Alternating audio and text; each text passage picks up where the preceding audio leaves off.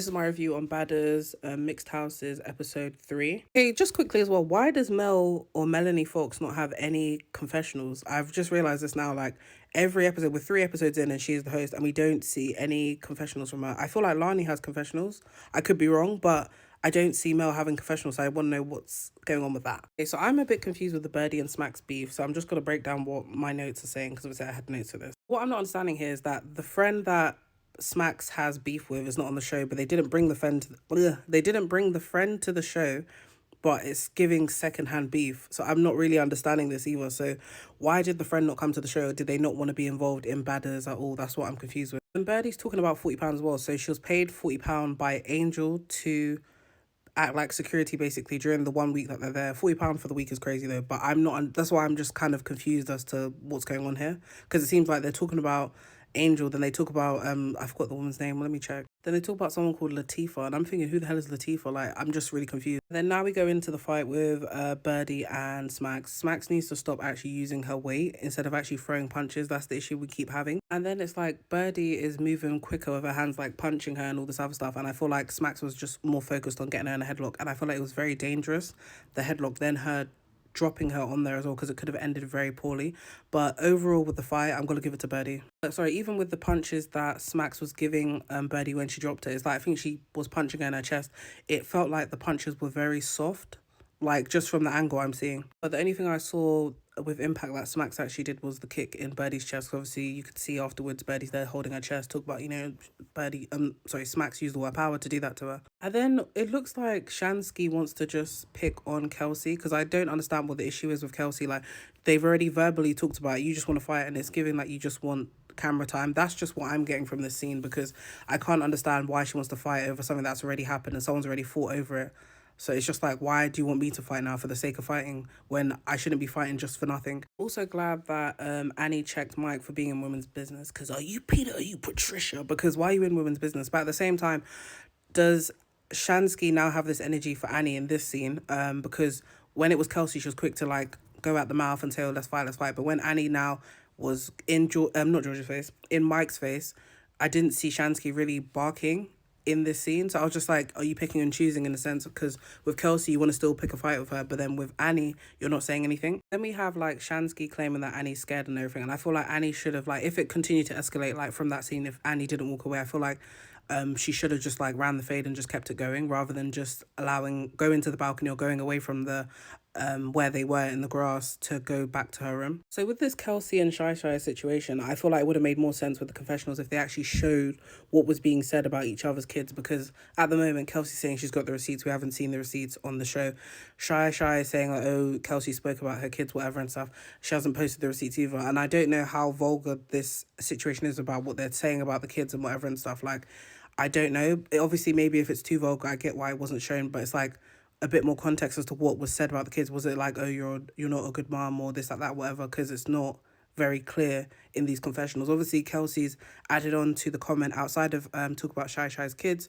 She's mentioned that she's a setup chick, whatever. I don't really know what's going on, because from the last season of Badderz, all I recall is Shy Shy was what was being brought up was Shy Shy's relationship with whoever she had the kids with, and he was like an older man and stuff like that, and there was like a lot going on there. If I'm being honest, from the round I saw, it looked like Shy Shy had won.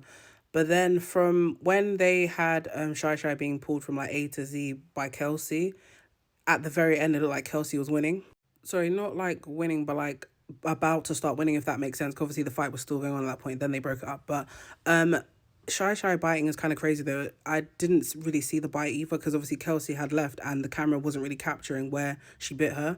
But yeah, that's kind of mad. If we're basing it off injuries as well, I would give the fight to Kelsey. So I'm just going to say a tie for this one, because obviously we saw that Shy Shy's lip, her bottom lip, no, was it a bottom lip or teeth or whatever, were bleeding. She had like more injuries there as well. But I just feel like on the punches alone, I would give it to Shy Shy, because she was connecting more. I had to even slow it down, because at the beginning they're all going like this and whatever and stuff, and no one's really connecting. But then at the very, I think closer to before they went to the floor, she gave her like 2 punches and stuff. But as I said, Shy Shy was also saying that Kelsey's punches were connecting, so that I'm just not sure what angles they're not showing, because all I'm seeing is like her punches connecting more than Kelsey's. And in my opinion, with the Annie and Shansky thing, Annie, as soon as Shansky had called out Annie, Annie should have come downstairs instead of staying on the balcony with George, and I forgot whoever else it was that was on this who was on the balcony as well, because Mike was arguing with someone as well. I have to say, Annie disappointed me with that fight. I'm sorry, like I was not expecting that. It was very half-hearted. How are you in a fight but you're turning away?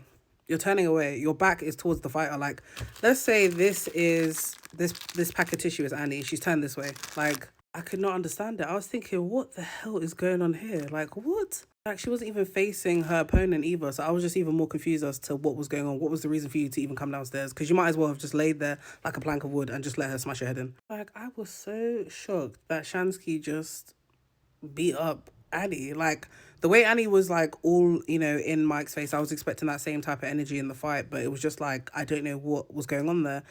Then it's like Shansky treated her like a ragdoll, like, nah, darling, you lost. Like, I'm shocked.